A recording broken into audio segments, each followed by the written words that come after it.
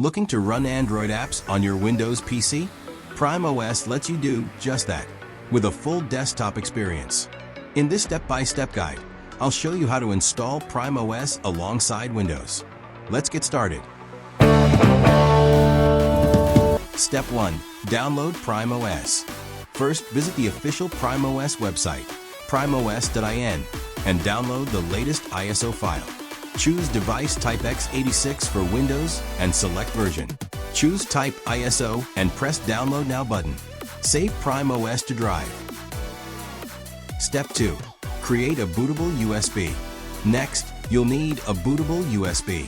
Use tools like Rufus, Windows, or Balena Etcher, Mac/Linux. Insert a USB, min 8 GB. Select the PrimeOS ISO and click Start. It takes 3 to 4 minutes to create bootable USB drive. After finish, restart PC. Step 3. Boot from USB. Restart your PC and press F12, Escape, or DEL, varies by manufacturer, to enter BIOS. Navigate to the boot menu, select your USB, and boot into PrimeOS Live mode. Choose PrimeOS Installation and press Enter button.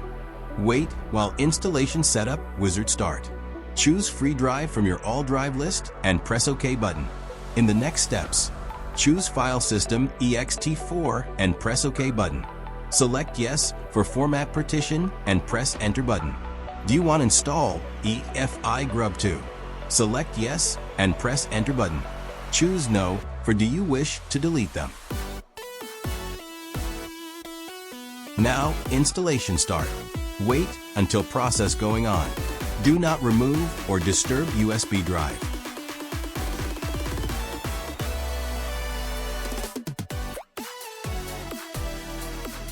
Installation complete. Now choose Reboot and press OK button and remove USB drive. After installation, reboot your PC. You'll see a grub menu. Select PrimeOS to launch it.